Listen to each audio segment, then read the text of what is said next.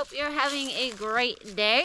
So this weekend I didn't do a ton of farm work, but I did get a GoPro camera. Hopefully the video recording will be a lot better going into the future. I'm really excited to use it, and I'm just out here at the farm now, and Nate's with me, and we are practicing using the GoPro. So since I didn't do a lot of farm work, I'm going to pick up on the greenhouse project tomorrow, and I thought maybe today I would put together a video all about Ageratum. Here's my year in Ageratum from seed to harvest.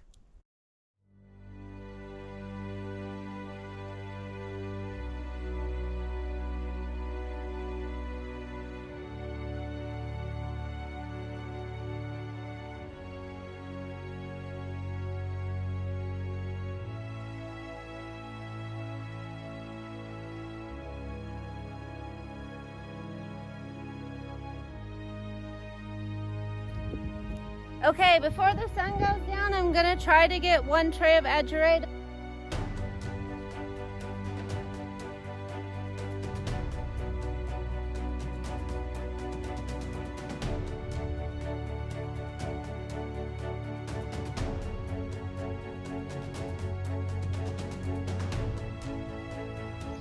I also am getting some Ageratum.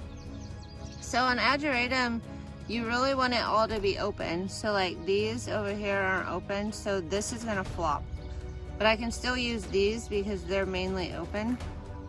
And I do the same thing as I do with snapdragons with Ageratum.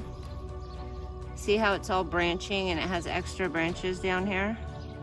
So I'm just gonna give it a real deep cut down here. And then I'm gonna strip it. And I will strip off this little one because all it's going to do later is it's going to wilt. But this is just a nice little dab of purple then in a bouquet. And I just strip it like that and stick it in the water.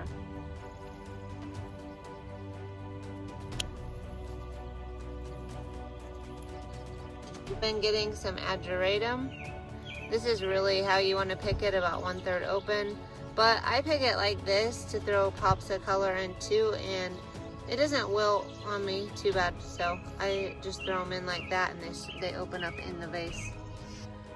But man, oh man, this Ageratum. It's so pretty. But I think I planted way too much. Ageratum. Ageratum.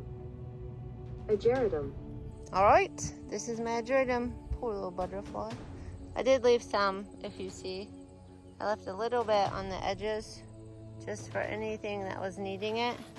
And I left a little bit up here. But I just went through, and so this section, I just kind of took 1/3 off the top. And I really just went along with my hedgers and hedged off the top. And then down here, you'll kind of see it drops down. This is just a little bit lower in this section next to the basil than the top section, and you'll see there are still a few little blooms in there that were just kind of hidden underneath. I could go pop those off. And then right here is the lowest. So I guess if I went from this way, you can kind of see how it kind of pops up there, and then it's a little bit taller at the top. And I just took my hedgers and I just took it all off. And what I'm thinking is when you cut it, sometimes like this leaf here, for instance, will grow out and be a bloom. So this Ageratum's good. It's opening now. Usually you only want like 2 or 3 of these to be open like that. So like this one. See how they're just starting to open, they're just starting to flower. That's kind of how you want to harvest Ageratum. So like this is way too far gone. Obviously you could never give that to a florist. And even this one, well, it's really pretty, it won't last as long in a vase. This would probably last 3 or 4 days. But like this one, which is really small, but say it was bigger and it looked like that, it only had like 3 starting to open. That one's gonna last you like 7 or 8 days because it's gonna keep opening in the vase. But like this, I would use this. It might last longer than 3 or 4 days. It might even last like 5 or 6. But like this is how the whole row kind of looked. And so when you looked out and saw the sea of purple it really wasn't anything I could use. So I cut all of this off and there was no purple at all. And now it's all starting to bloom again. And some of the stems are longer, like this is a long stem. But some of them are just short because they just came off of the growth that I already cut. So they're not bad though. They're still pretty. I got this gorgeous bucket of Ageratum. Yay, there's over like 110 stems in here. They're a little short, but not too bad.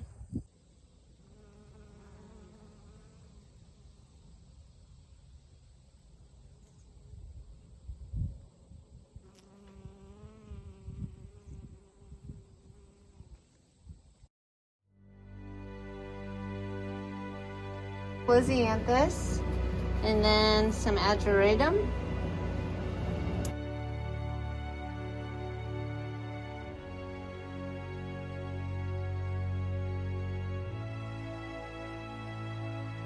So, lesson learned. Do not leave Ageratum in with other plants. It completely takes it over and drowns it out and then kills it. And then I tried to pull it and I get a lot of it, but some of it you end up pulling your other plant out with it because the roots are all entangled. So I'm hoping Ageratum quits growing in this area. And if it keeps growing, maybe I should just make it an Ageratum area. That is a lot of work. I think I was wanting sedum, but my sedum didn't germinate this year. So that row has just, I mean, it was Ageratum, so it looked like I had planted stuff and it was pretty, but it wasn't what I wanted. I didn't know Ageratum reseeded like this. Now I'm thinking, oh gosh, at least in my annual garden, I can put plants in and weed it and hopefully just, yeah, there's gonna be a lot of Ageratum up there too. I had no idea that an annual would reseed like that and cause havoc on my garden. But lesson learned, if anybody watching hasn't done Ageratum, I would put it in a very small area and maybe by itself, especially if you're in zone 5, because if it seeds, it will just come back in bulk.